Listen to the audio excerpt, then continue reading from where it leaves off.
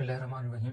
इस वीडियो के अंदर हम डिस्कस करेंगे application of Henderson Hasselbalch principle in diffusion of drugs के ड्रग्स की डिफिजन के अंदर क्या रोल होता है, हेंडरसन हेजलबैग प्रिंसिपल का क्या रोल होता है, हेंडरसन हेजलबैग प्रिंसिपल का क्या रोल होता है डिफिजन ऑफ ड्रग्स के अंदर। सबसे पहले हम देखेंगे जो वीक एसिड होता है।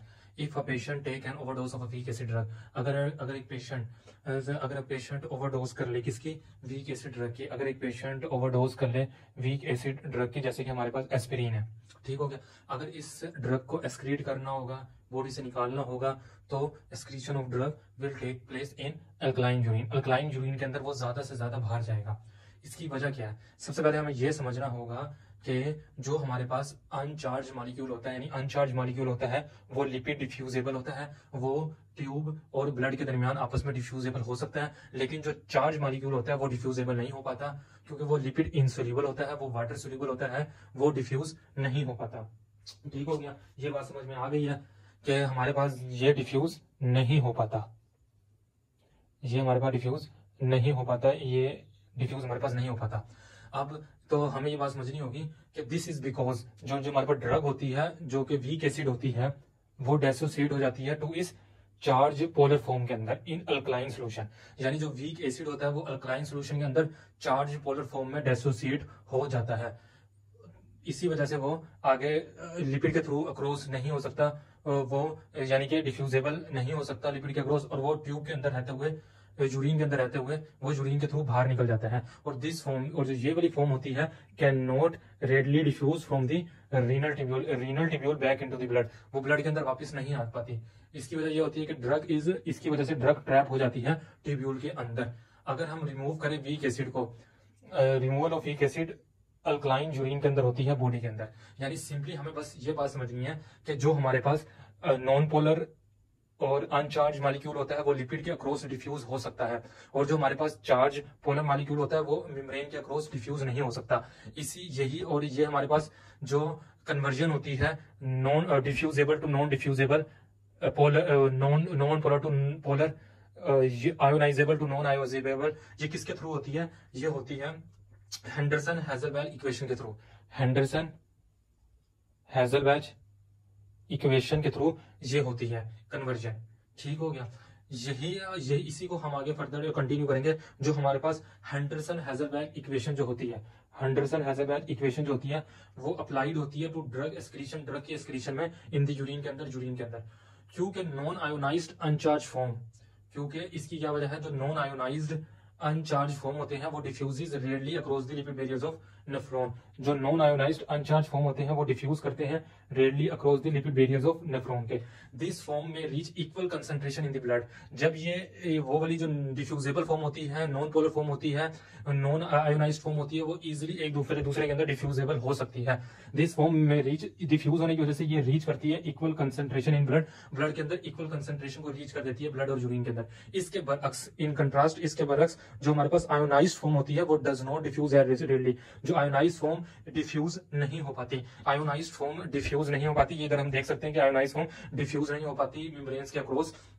इसी वजह से protonation occurs diffuse does not diffuse as readily. इसी वजह से जो यूरिन के अंदर हमारे पास जितना भी वो मौजूद होता है ना, वो ड्रग वो यूरिन के थ्रू बाहर निकल जाता है जो ट्यूब्यूल के अंदर होता है, और जो ब्लड के अंदर होता है वो ब्लड के अंदर सर्कुलेट करता रहता है।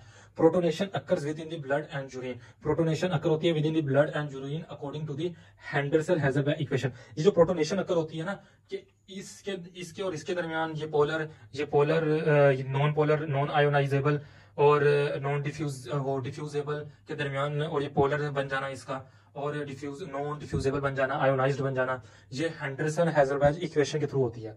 तो यहाँ पर हेंडरसन हेजलबैग की एप्लीकेशन हमें समझ आ रही है कि किस तरीके से हेंडरसन हेजलबैग इक्वेशन अपना रोल अदा करती है डिफ्यूजन ऑफ ड्रग्स के अंदर from blood to the renal tubule, ताकि वो यूरिन के थ्रू बाहर चली जा सके। अगर हम एग्जांपल नंबर 2 की बात करें, एग्जांपल नंबर 2 में आता है पायरीमेथामाइन। ये एक वीक बेस, हमने ऊपर बात करी थी वीक एसिड की, जैसे कि एस्पिरिन हो गया। अगर हम वीक बेस की बात करें, उसके अंदर पायरीमेथामाइन होता है ऑफ pKa 7.0, ऑफ pKa 7.0, उसकी pKa 7.0 होती है। ठीक हो गया, ये जो जितनी भी ये जो यहाँ बताई जा रही है ना इस डायग्राम के अंदर, ये पायरीमेथामाइन का ही जिक्र है। ये पायरीमेथामाइन, ये पूरी की पूरी बात हो ही पायरीमेथामाइन की रही है, पायरीमेथामाइन की पूरी बात हो रही है। ठीक हो गया, पायरीमेथामाइन की ये पूरी बात हो रही है। अगर हम इसी ड्रग की जो वीक वीक बेस होता है, ये ब्लड के अंदर, ब्लड की पीएच होती है 7.4, तो ये इसकी अमाउंट होती है 1.0 माइक्रोमोलर, और ये लिपिड में डिफ्यूज होकर इसकी यूरिन के अंदर आ जाती है, जहां पर ये एसिडिक मीडियम है उधर भी इसकी अमाउंट 1.0 माइक्रोमोलर होती है, क्योंकि ये डिफ्यूजेबल होते हैं, अपने आप को मेंटेन रखते हैं। लेकिन हैंडरसन हेजलबैच इक्वेशन के थ्रू जब ये आयोनाइज हो जाता है 0.4 माइक्रोमोलर बन जाता है, यानी कि यहाँ 1.0 माइक्रोमोलर से कन्वर्ट हो जाता है 0.4 माइक्रोमोलर के अंदर। तो ये फिर हमारे पास यहाँ पर इधर इधर वो हाइड्रोजन आयन इतने ऐड नहीं हो पाते, बल्कि और कम हो जाते हैं। हाइड्रोजन आयन ऐड होने के बाद इसकी तादाद मजीद कम हो जाती है, क्योंकि सारे उधर की तरफ चले जाते हैं। 0.4 माइक्रोमोलर में ये आगे कन्वर्ट नहीं हो सकते, और यहाँ पर भी हाइड्रोजन आयन ऐड होने की वजह से ये हमारे पास 10.0 माइक्रोमोलर, यानी इसकी यहाँ पर तादाद ज्यादा हो जाती है। 1.0 माइक्रोमोलर से कन्वर्ट हो जाते हैं 10.0 माइक्रोमोलर के अंदर, यानी यहाँ पर टोटल अमाउंट रह जाती है 1.4 माइक्रोमोलर टोटल अमाउंट, यहाँ पर 1.0 माइक्रोमोलर प्लस 10 हमें बताते हैं 11.0 माइक्रोमोलर टोटल, हमें 11.0 माइक्रोमोलर टोटल हमें अमाउंट दे देते हैं। ठीक हो गया, यानी इस तरीके से हमें ज्यादा अमाउंट आती है, इसकी, क्योंकि ये एसिडिक मीडियम के अंदर वीक बेस ज्यादा से ज्यादा हाइड्रोजन आइंस को अपने अंदर ऐड करता है बानिस्बत के वो ब्लड पीएच जो कि 7.4 है, उसके अंदर इतने ज्यादा हाइड्रोजन आइंस ऐड नहीं होते।